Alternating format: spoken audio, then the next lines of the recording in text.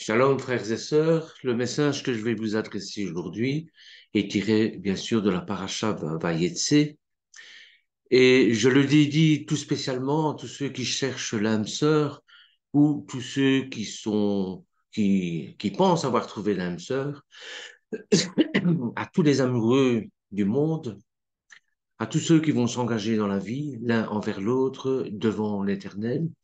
C'est à ceux-là que je pense en, en diffusant ce message. Bien sûr, je vais vous parler de l'âme sœur, du Zivouk. Et pour ça, eh bien, faisons un petit résumé de ce qui se passe dans Vayetse pour bien comprendre et pour placer le cadre dans lequel nous nous trouvons. Yaakov est obligé de quitter la famille familiale parce que, bon, Ésav veut lui faire la peau pour la bonne et simple raison qu'il lui a volé le droit d'aînesse. Mais sous le conseil de sa mère, il est parti chez, chez son oncle Lavan. Et en cours de route, bien sûr, il a toute une série d'expériences mystiques, mais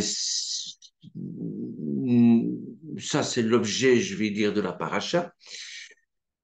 Il arrive à Haran, et là, chez son oncle, Yaakov travaille en gardant ses troupeaux. Et Yaakov accepte, euh, Lavan accepte de lui donner Rachel, sa plus jeune fille, pour épouse en échange de 7 années de travail. Souvenez-vous, au puits, lorsque tous les bergers sont rassemblés, il y a Rachel, en hébreu ça veut dire la brebis, Rachel qui arrive et si c'était l'émission euh, le mariage au premier regard, eh bien, ça devait être ça. Ça aurait dû être ça. Parce que dès qu'il voit Rachel, bon, évidemment, il en tombe amoureux. Et il la veut pour femme. Il sait que c'est elle qui veut pour femme. Vous savez, quand vous êtes dans 200 personnes et que vous rencontrez l'âme sœur, eh bien, il peut y avoir 200, 2000, 20 000 personnes. C'est celle-là, c'est pas une autre. Eh bien, c'est ce qui se passe avec Yaakov et Rachel. Donc, il demande à son oncle d'épouser sa cousine, Rachel, qui est la plus jeune fille, bien sûr, en échange de 7 années de travail. Cependant, le soir du mariage, Lavan trompe Yaakov et lui donne Léa en épousailles, l'aînée de ses deux sœurs. Yaakov ne s'aperçoit que le lendemain que, bon, il s'est trompé de femme.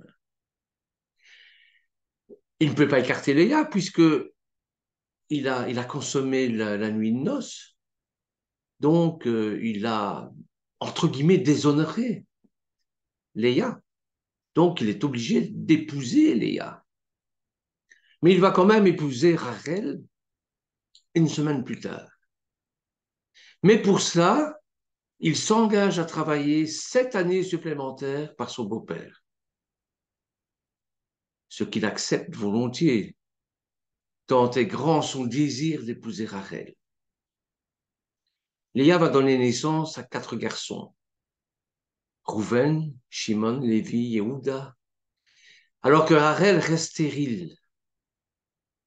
Elle décide alors de donner Bilhah, sa servante, à son mari pour épouse, afin qu'elle lui donne des enfants, une lignée, et qu'elle puisse procréer par son intermédiaire. On a déjà vu ça avec Sarah et Agar, hein, c'est pas nouveau, c'est la coutume de l'époque. Bilhah va donner naissance à 2 garçons, Dan et Naphtali. Et Léa, qui ne tombe plus enceinte, donne elle aussi sa servante, Silpa, pour épouse à Yaakov. Enfin, du moins comme concubine, pas comme épouse, comme concubine. Et cette dernière va mettre au monde Gad et Asher. Et puis Léa va enfanter à nouveau deux garçons, Isahar et Zevulun, ainsi qu'une fille, Dina. Et finalement, la prière de Rachel est exaucée et elle va donner naissance à Joseph. Après 14 années de travail, Yaakov aspire à rentrer chez lui. Mais Lavan le persuade de rester. Yaakov prospère malgré les tentatives répétées de Lavan de le tromper. Et après 6 années supplémentaires, Yaakov quitte Lavan sans l'en informer, à l'anglaise, comme on dit. Le soupçonnant de vouloir retenir sa famille et ses biens, il retourne finalement en terre promise où il est accueilli par les siens, par des anges et ainsi de suite. Le thème du petit message que je vous apportais, comme je vous le disais, correspond bien sûr au zivou. Et sous une fausse liberté de choix, nous pensons que la personne nous est destinée et que nous la choisissons en fonction d'un tas de critères. Lorsque vous tombez amoureux de quelqu'un, eh bien vous pensez que c'est parce qu'elle correspond à certains critères, hein, que vous déterminez cette personne. Et c'est grâce à ces critères que vous en tombez amoureux. Ce critère, bon, ben, c'est des critères physiques, hein, physiologiques, physiques, esthétiques. Elle est blonde, elle est rousse, elle est brune, elle a des yeux noisettes, ou bleus, ou noirs. Elle est grande, elle est mince, elle est petite, elle est dodue. Vous voyez? Elle fait très bien le couscous, ou le steak frites salade, ou le gefilte fish. Et nous pensons que l'attirance de l'un envers l'autre dépend de ces facteurs. Eh bien, frères et sœurs, je peux vous dire que si on, on choisit une femme en fonction de ces facteurs, c'est l'échec assuré. Et c'est pour ça que je vous parle de Zivou. Et pour ça, il faut faire un petit tour en arrière, en Genèse, au chapitre 2, verset 22, qui nous dit que l'Éternel Dieu forma une femme du côté qu'il avait prise de l'homme, et il l'amena vers l'homme, et l'homme dit, voici cette fois celle qui est os de mes os, chair de ma chair. On l'appellera femme parce qu'elle a été prise de l'homme, et c'est pourquoi l'homme quittera son père et sa mère, s'attachera à sa femme, et ils ne deviendront qu'une seule chair. Gardons un peu le zivou que nous rencontrons dans chaque étape de la lignée messianique. Vous avez bien sûr Adam et Hawa, vous avez par la suite Abraham et Sarah, vous avez Rivka et Isaac, et vous avez ici Yaakov, Rachel, et ça forme la lignée messianique, c'est-à-dire que ça forme, chacun a trouvé son zivou. Et regarde, qu'est-ce qui me permet de dire que Sarah est le zivouk d'Abraham? Eh bien, en Genèse, au chapitre 20, versets 1 à 2, il nous dit ceci. Abraham partit de là pour la contrée du Midi. Il s'établit entre Kadesh et Chour et fit un séjour à Guérar. Abraham disait de Sarah, sa femme, c'est ma sœur. Avimelech, roi de Guérar, fit enlever Sarah. Vous allez voir, la semaine prochaine, nous allons parler de Dina et il va lui arriver le même sort. C'est-à-dire les princes de la région, les rois de la région, eh bien, ce qu'ils désirent, ils le prennent. Ils ont vu Sarah, enfin, il a vu Hein, Abimelech a vu Sarah, et il l'a trouvée à son goût, il l'a trouvée très belle, il l'a kidnappée. Et si Abraham lui avait dit que c'était son épouse, eh bien, on aurait tué Abraham pour pouvoir posséder la femme. La femme n'est qu'un objet à ce moment-là. Vous voyez? Mais non, il joue sur les mots, il dit non, non, ce n'est pas ma femme, c'est ma sœur. Mais il ne ment pas en disant ça, parce que c'est vraiment son âme sœur. Sarah et Abraham, ensemble, vont donner le fils de la promesse. Vous voyez? Rivka, c'est le zivouk d'Isaac. Lorsque Eliezer, le serviteur d'Abraham Avinu, se rend chez Bethuel, le père de Rivka, afin de chercher le ridouche, comme on dit, pour Isaac, c'est-à-dire l'âme sœur, la femme qui va lui correspondre le mieux. Ils vont s'écrier tous les deux, Bethuel et Eliezer. La chose a été décidée par Hachem. Nous ne pouvons en dire ni mal ni bien. Vous verrez ça dans le chapitre 24 de Bereshit, chapitre 24, verset 50. Ça veut dire quoi? Mais que c'est la volonté de Dieu. Si Hachem qui décide pour moi de qui est mon zivouk, a plus forte raison pour la lignée messianique.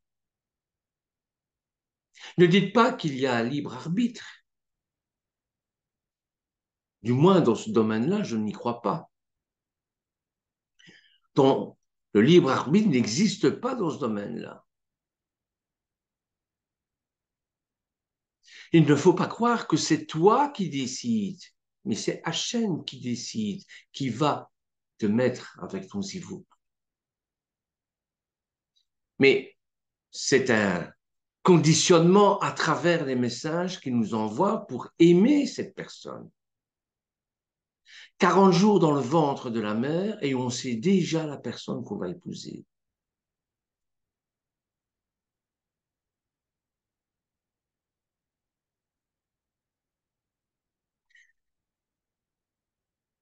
Vous savez comme moi que, comme je vous le disais en introduction, Léa va devoir épouser Yaakov. Mais ce n'est pas sous Ivouk. Ce n'est pas sous Ivouk. C'est peut-être une très belle femme. Il y a beaucoup de qualités. Mais ce n'est pas celle qui est destinée pour Yaakov. Et si vous avez certainement vécu comme moi, et vous avez certainement entendu dire certaines histoires qui nous font rappeler un peu ce que Léa a vécu avec Yaakov.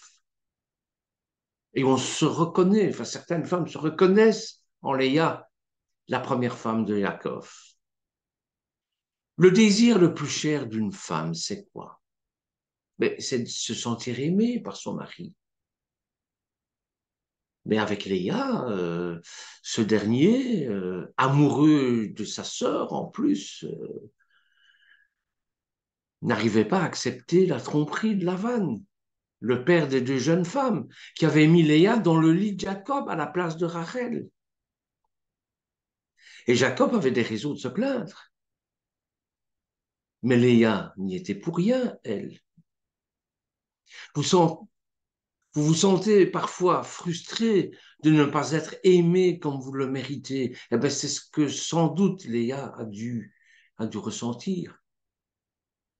À travers les personnages bibliques, eh bien, c'est toute l'humanité que l'on découvre. C'est ce que nous vivons encore aujourd'hui.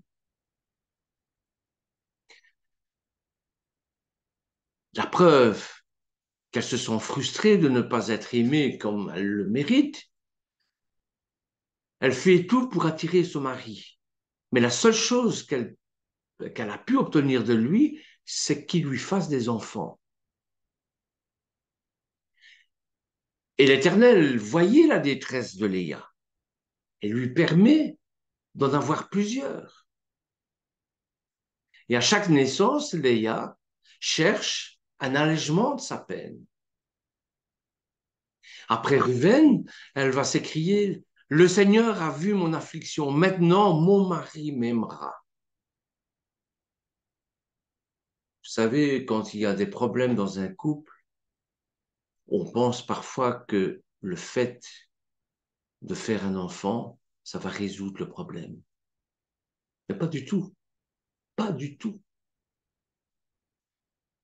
Voilà que la femme se retrouve enceinte et les problèmes n'ont pas disparu avec la naissance d'un enfant, que du contraire. Que du contraire. Après Shimon, elle déclare, le Seigneur a entendu que je n'étais pas aimé. Il m'a donné aussi celui-ci. Shimon.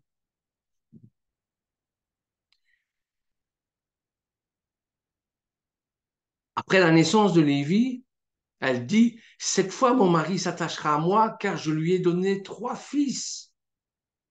Et même si Yaakov lui avait donné 10 fils, eh bien, la situation serait la même, parce que ce n'est pas son zivou, vous comprenez?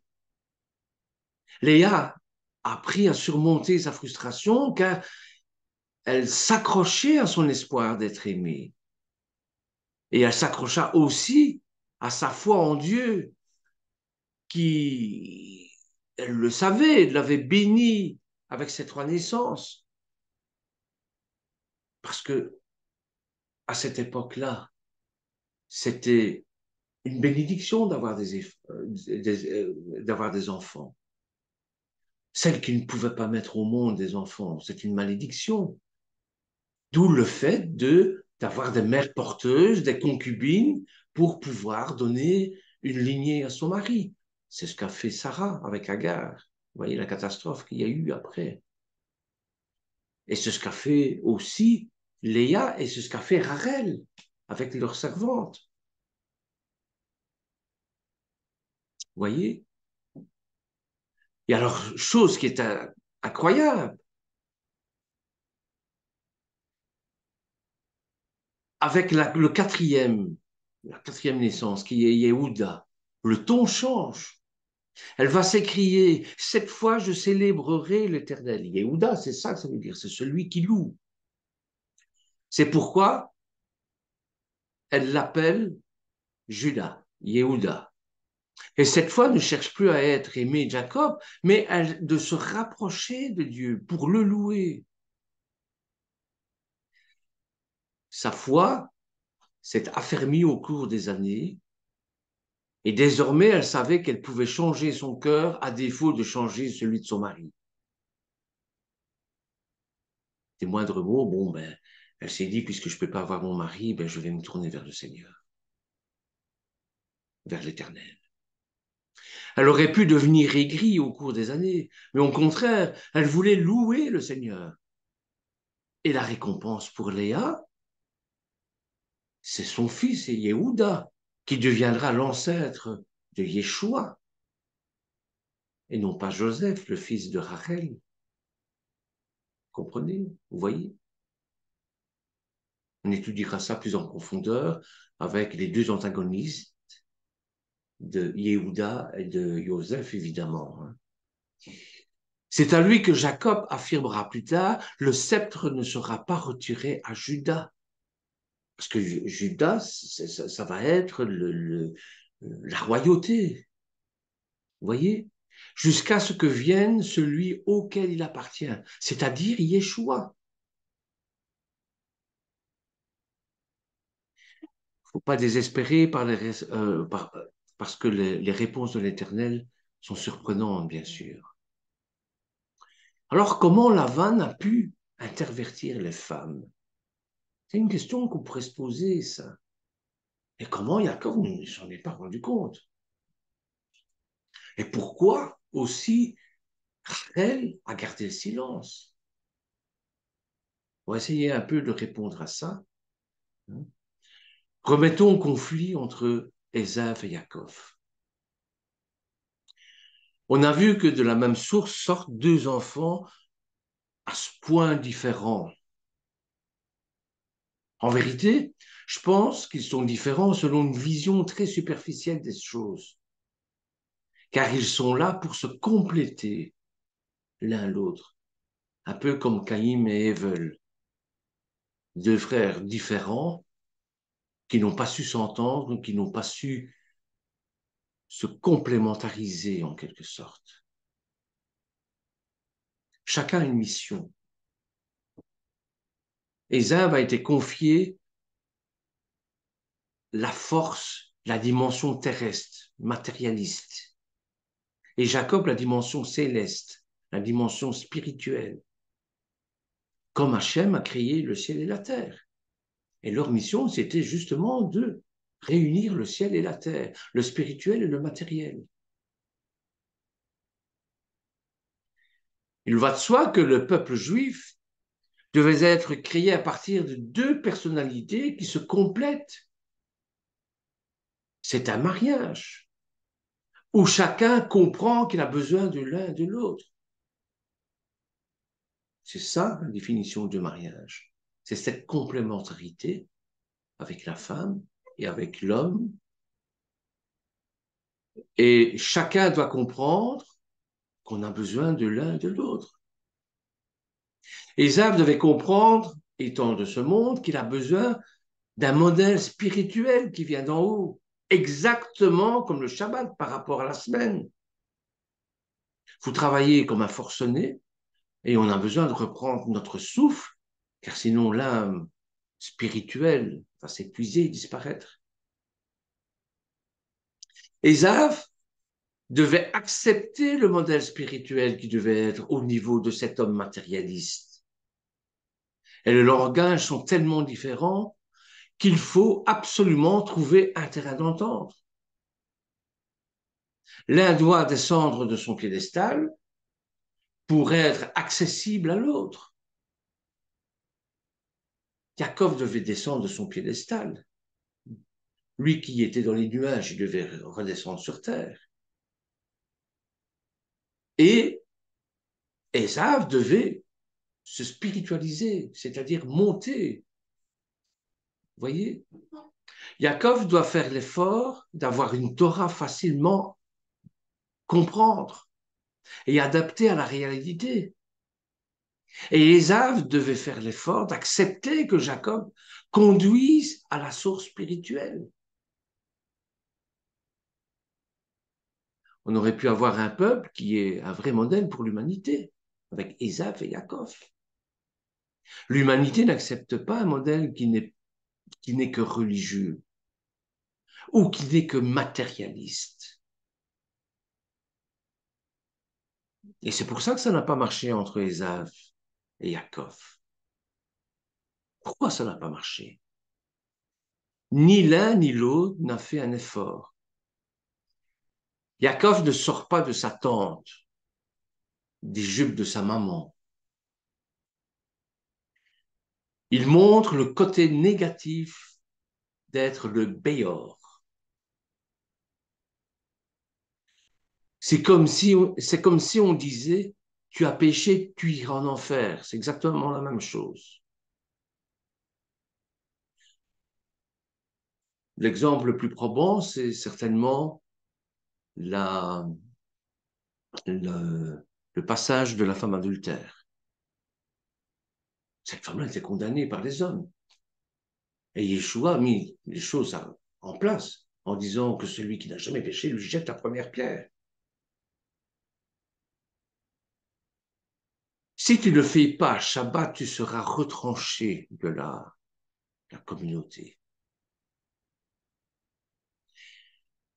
Expliquons-lui pourquoi il faut faire Shabbat, qu'il arrête d'être une machine à produire, qu'il se reconnecte entre mari, époux, père et les enfants. Un homme qui passe tout le temps à voyager a bien du mal à parler à sa femme. Et généralement, le couple vole en éclats. Yaakov n'avait pas un discours adapté à Ésav. Et Ésav n'avait pas un discours adapté à Jacob. Car Ésav, seul, emporté, ça devient un tyran. Et si c'est Jacob, ça devient un religieux déconnecté de la réalité. Donc, impossible de réparer le monde. Et les guerres de religion, c'est un peu ça. La fois où Ésav et Jacob sont réunis, où le matériel et le spirituel forment Hérat, c'est lors de la bénédiction d'Isaac sur son lit de mort. En Genèse, au chapitre 22,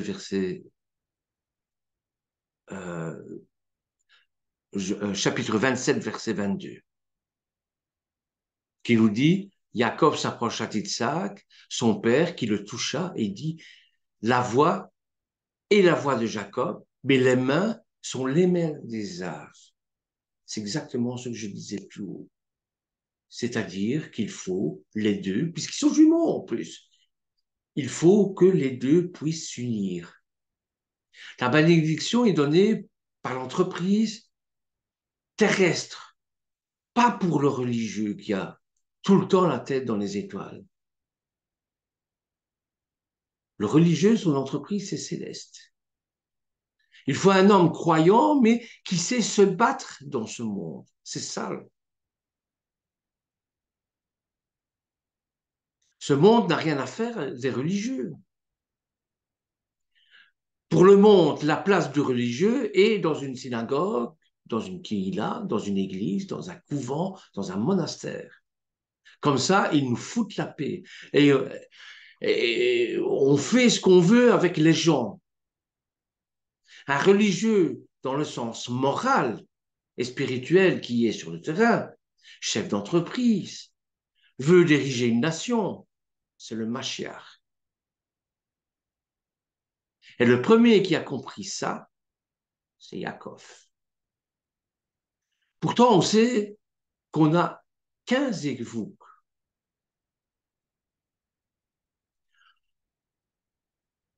On comprend pourquoi Lavan a donné Léa en mariage à Jacob.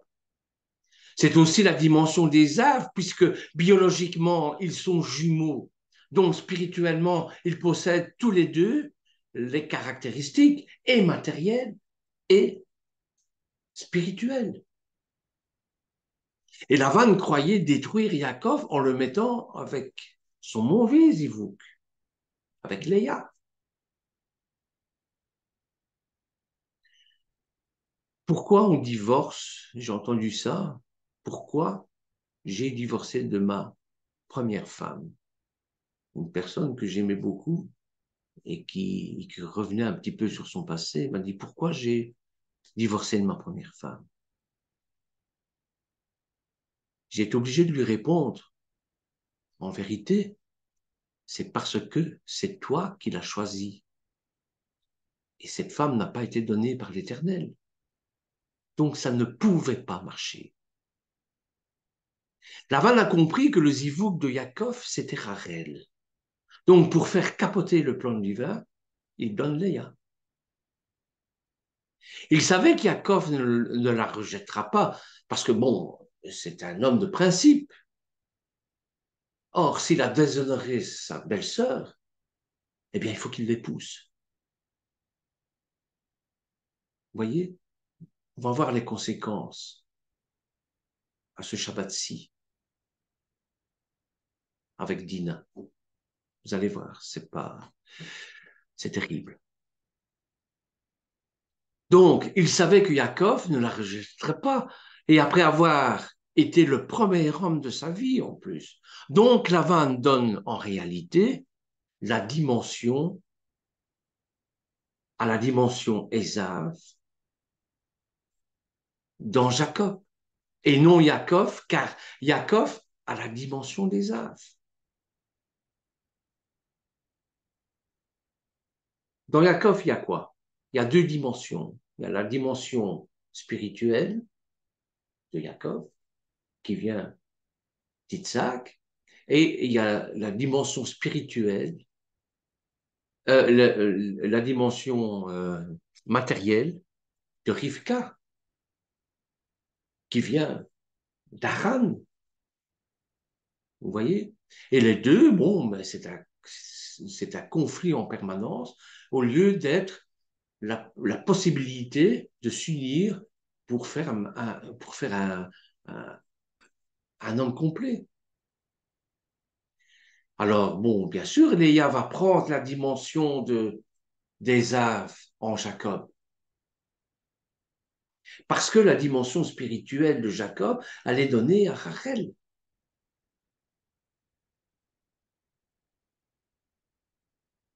Léa est donc destinée à Ésav, normalement, au niveau du Zivouk, au niveau de l'âme sœur. Le Zivouk, c'est l'âme sœur. Comment on le sait? Qu'est-ce qui permet de dire que Léa est destinée à Ésav et pas à Yaakov? On dit, on dit que comme Rivka avait deux fils et Lavan deux filles, l'aîné des filles épouserait l'aîné des garçons et la plus jeune le cadette. Ça allait comme ça dans les familles. Donc,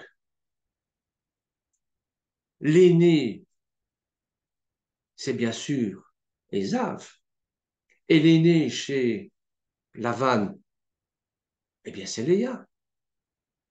La cadette, c'est Rachel, et la cadette chez, chez Rivka, eh bien c'est Yaakov. Voilà. Donc la caractéristique de Léa, selon les commentaires de la Torah, bien sûr, est une femme très spirituelle. Comment un guerrier comme Ésav peut-il épouser une nonne, sincèrement? C'est impossible. Et pourtant, selon l'analyse, le Zivouk d'Israël, ça va être Léa. Il ne faut pas mettre en doute la puissance et la force de l'épouse.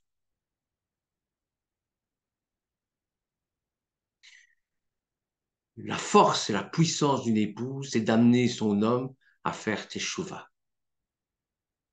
le tikkun. Ce que je suis aujourd'hui, c'est grâce à ma femme. Et avant elle, c'est grâce à ma mère. Vous voyez? C'est la femme qui arrive à façonner l'homme, à l'améliorer. Il suffit de voir ça dans une maison où ce sont des célibataires qui habitent. Il manque quelque chose, une âme. Et ça, c'est la femme qui la donne. Quand vous allez dans une maison où il y a un couple, eh bien, de par l'atmosphère et de par la manière dont la maison est embellie, avec les potiches sur les meubles, avec les meubles, etc., avec l'agencement des meubles. Vous savez qu'il y a une âme dans cette maison, et cette âme, c'est la femme. Léa aurait-elle pu faire teshuva à Ésav? Voilà la question aussi qu'on pourrait se poser. Ben oui, bien sûr que oui. Chose qu'Abraham n'a pas su faire. Abraham a connu Ésav jusqu'à l'âge de 15 ans. Hein. Aucun des patriarches n'est arrivé à le faire. Mais oui, la force d'une femme est incroyable. Elle peut faire à un homme ce que personne n'arrive à faire. Mes sœurs, vous savez tout aussi bien que moi ce que je dis est la vérité. Il faut me voir avec mes filles. Elles me font tourner en bourrique. Elles me bouffent tout cru. Elles me vendraient 100 fois sur le marché parce que ce sont mes filles. Alors, ce sont mes filles. Ne parlons pas de ma femme. L'homme, au niveau de la maturité, est un bébé par rapport à la maturité de la femme. Et Léa a prié pour ne pas être mariée à Ésav. Comment je le sais? Ben, c'est dans Genèse, au chapitre 29, verset 17. Il nous est dit, Léa avait les yeux fragiles. Les yeux fragiles. Et Rachid, le commentateur du Moyen-Âge, explique que Léa pleurait constamment et priait pour ne pas être obligée de se marier avec Ésav. Pourtant, c'est son zivou.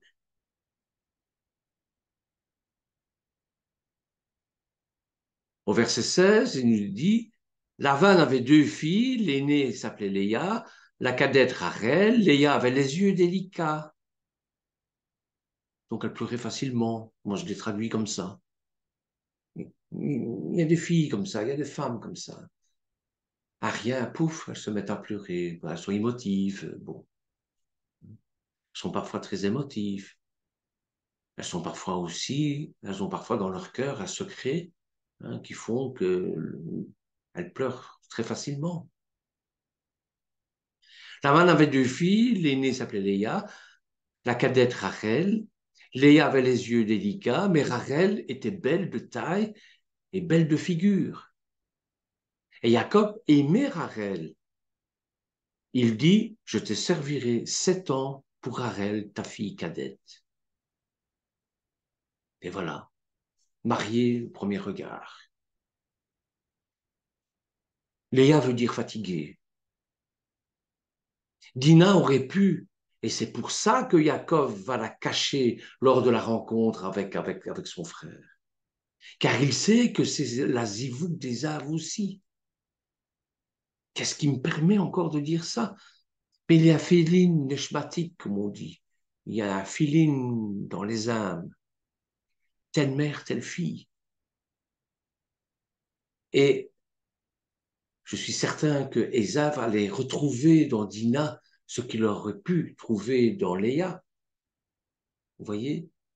C'est pour ça que Jacob, il le sait, ça. Donc, il va cacher sa fille. Faut pas qu'Ésav la voie, sinon ils vont tomber amoureux. Et là, ça va être une catastrophe. Vous comprenez la responsabilité d'une femme qui est capable de réussir là où tout le monde échoue. Même le plus grand des tsadim, comme Abraham, Isaac, Rivka, Sarah, hein, Rachel, à Yaakov, Rachel est une battante, une guerrière. Comment je le sais? Comment je sais tout ça? C'est la seule que Yaakov nommera Ishto, mon épouse, ma femme,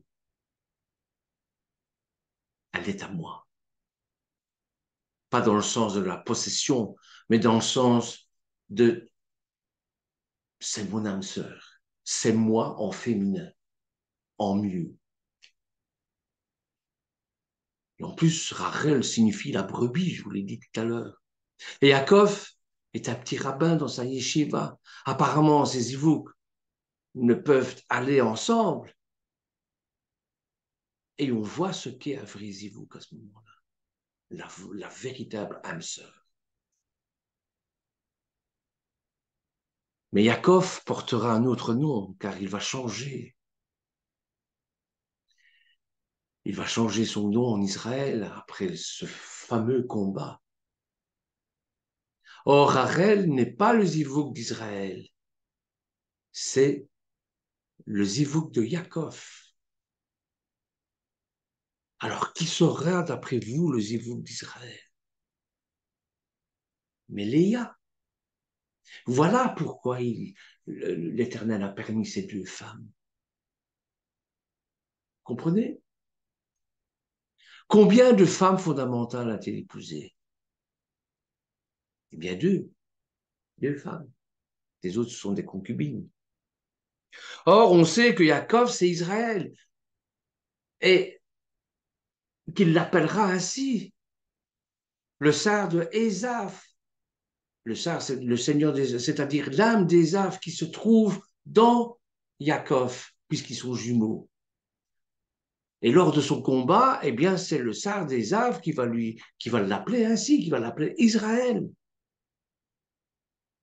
En Isaïe, chapitre 44, versets 1 et 2, il nous dit ceci. Écoute maintenant, Jacob, mon serviteur. Ô Israël, que j'ai choisi. Ainsi parle l'Éternel qui t'a fait et qui t'a formé dès ta naissance, celui qui est ton soutien, ne crains rien, mon serviteur Jacob. mon Israël que j'ai choisi. Tout en étant un, ils sont deux. Vous allez me dire des doublements de personnalité. Je n'entre pas dans ce jugement psychanalytique, mais oui, il y a Jacob qui doit devenir Israël. Jacob, son zivouk, c'est Rachel. Le zivouk d'Israël, c'est Léa.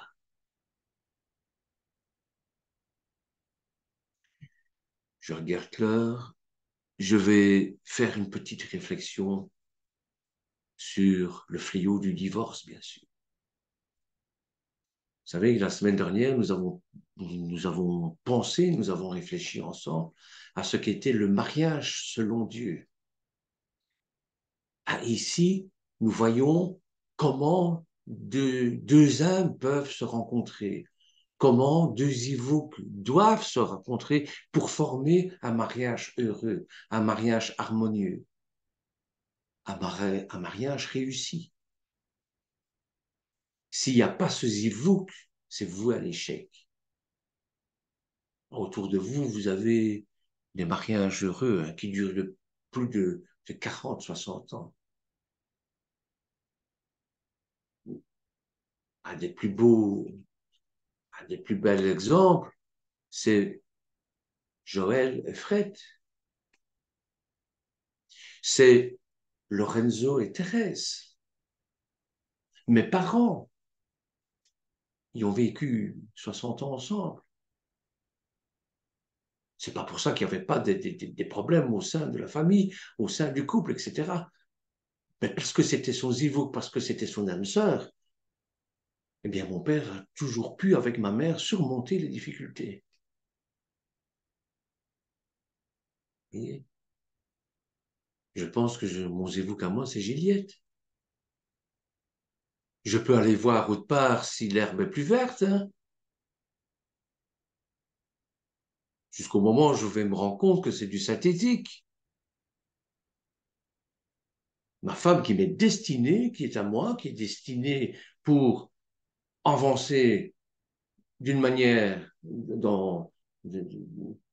pour réussir un mariage, pour réussir tout ce qu'on doit réussir dans la vie, eh bien, pour réussir sa vie matérielle, spirituelle, avec des projets, avec un tas de choses, pour moi, c'est Gilles, c'est elle, c'est Mazifou. J'espère que je suis le sien aussi.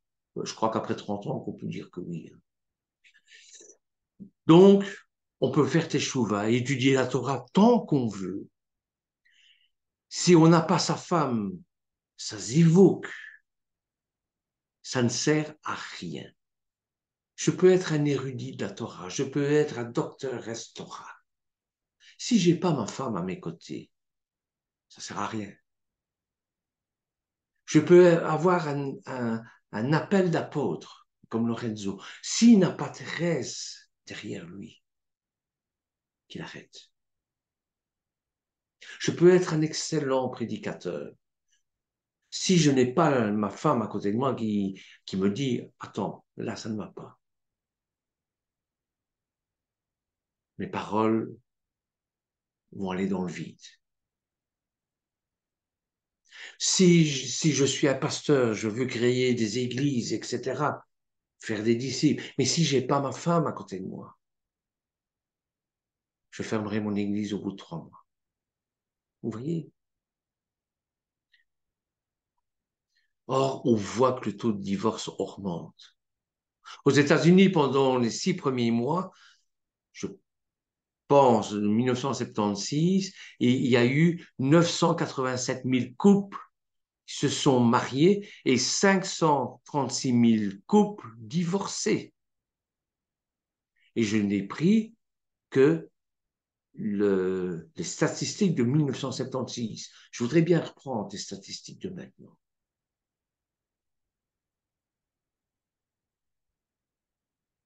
Quand vous aurez fini de lire toutes ces statistiques, eh bien, vous constaterez que 4 mariages se seront terminés par un divorce. Rien qu'aux États-Unis, puisque les statistiques viennent de là. Chaque minute, en moyenne, plus de 2 mariages sont officiellement dissous. Dans certains endroits, le nombre de divorces approche celui des mariages. Et quand il ne les dépasse pas, ainsi, dans le seul comté de Los Angeles, par exemple, on enregistre 50 000 divorces par an. Est-ce que vous vous rendez compte?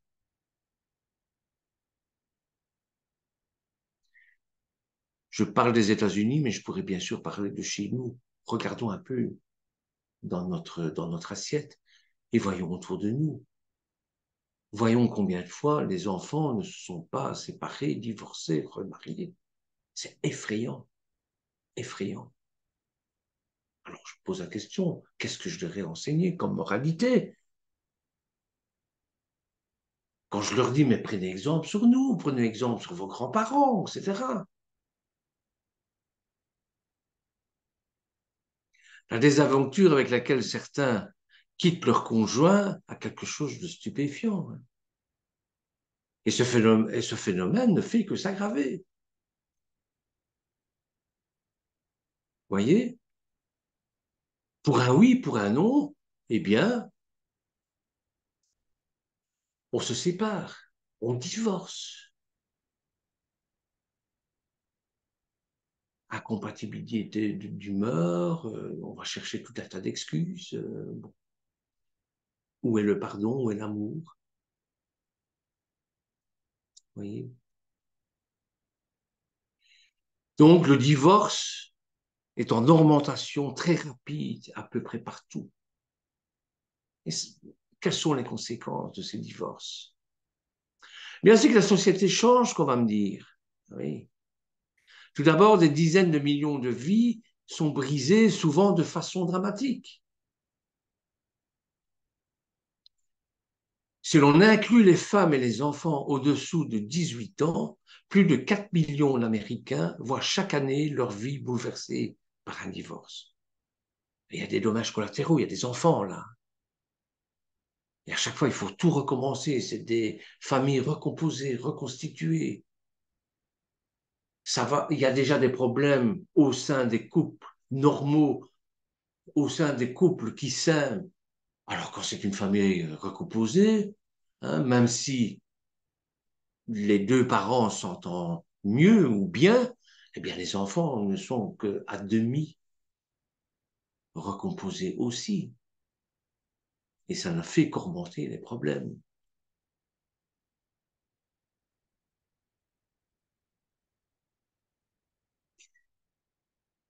Et un nombre égal connaissent l'abandon, c'est-à-dire des femmes qui sont abandonnées parce que les hommes vont voir ailleurs. L'inverse est vrai aussi. Donc cette marée montante de divorce n'est que des preuves que beaucoup de gens mariés ne sont pas heureux. Et s'ils ne sont pas heureux, c'est un peu comme Léa et Yaakov. C'est parce que ce n'est pas leur zivouk. De nombreux couples essaient alors un nouveau mode de vie et chacun des conjoints accepte que l'autre ait des relations sexuelles avec une tierce personne, par exemple. Et d'autres se contentent de vivre ensemble sans être mariés. Cohabitation, colocation, Pâques. Deux hommes qui se mettent ensemble, qui vivent ensemble. On ne peut pas les marier, évidemment, ces deux hommes.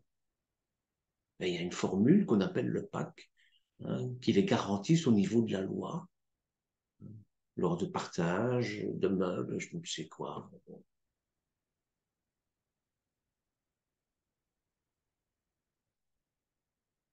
Est-ce que c'est la voie du bonheur? Je ne pense pas. Au lieu de créer un climat de paix et de bonheur, l'épidémie de divorce, avec toutes les nouvelles façons de vivre qu'elle entraîne, amène la suspicion et l'anxiété dans les familles.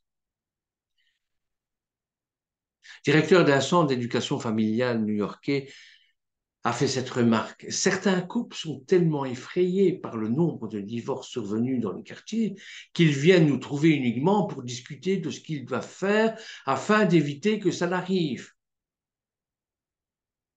J'ai déjà eu ces discussions-là avec mes petits-enfants. Papy, je peux te présenter ma nouvelle copine? Ben oui, bien sûr. Et quand on discute un peu avec eux, ah, vous comptez vous marier? Vous marier, t'es fou. Mes parents sont divorcés, ils sont très heureux comme ça. Non, le mariage, ça n'attire que le malheur. Venir me dire ça, moi, compter avoir des enfants? Oh non, pas d'enfants.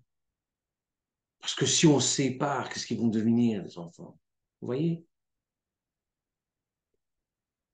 En règle générale, la femme ne peut plus compter sur le soutien de leur mari pour la vie entière. Ainsi, beaucoup s'inquiètent de ce qu'elles feront lorsque leur conjoint les abandonnera.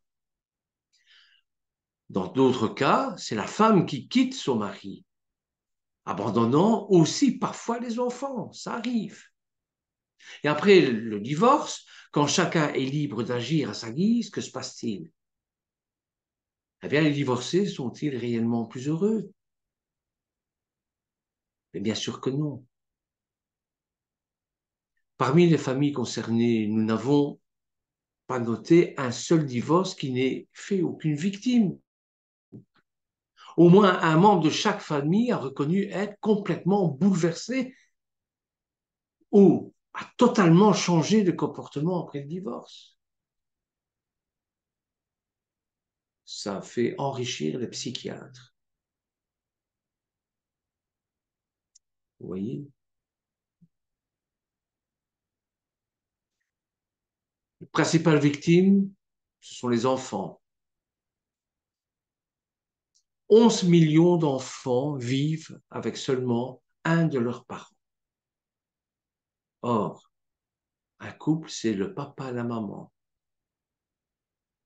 La maman ne peut pas toujours jouer le rôle du papa, pas dans certaines circonstances. Et dans certaines circonstances, le papa ne peut pas jouer le rôle de la maman. Beaucoup sont ballottés entre leur père et leur mère, qui se disputent leur garde. L'enfant, il aime son père, il aime sa mère. Et quand on se dispute la garde, bon, dommages collatéraux, ce sont les enfants, bien sûr. Et en plus, le divorce est très coûteux. L'inflation a fait monter en flèche les prix de divorce. Il faut compter environ 2 000 € de frais par conjoint. Et même plus en cas de contestation, ou s'il y a une discussion au sujet de la garde, eh bien à ce moment-là, c'est tribunaux, etc. Et on se retrouve parfois sur la paille.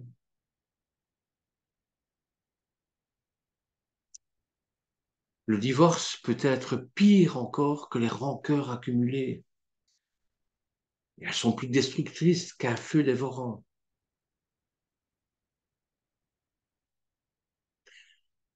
C'est pour ça que je continue à éduquer mes enfants et mes petits-enfants en essayant de leur montrer l'exemple, en essayant de leur donner une bonne moralité. Et pour ça, bon, je dois faire appel, bien sûr, à l'étude biblique, parce que tout est inscrit dans la Bible. Ce qui s'est passé avec Léa et Yaakov, avec Ésav et avec d'autres, mais ce n'est qu'un échantillon de ce qui se passe dans nos vies. C'est le miroir de notre vie. Donc, si nous devons tirer des leçons, étudions la Bible, étudions les cas de Léa, Yaakov, étudions le cas de Rivka et d'Isaac, d'Agar et de Sarah, et nous avancerons plus facilement parce que nous connaissons les choses. On ne s'aventure pas dans l'aventure puisque les choses nous sont décrites dans la Bible jusqu'à la fin des temps. Merci de m'avoir écouté. Je veux, je vous adresse toutes mes bénédictions, en tout cas, que l'Éternel vous bénisse tout au long de la journée. Amen ve Amen.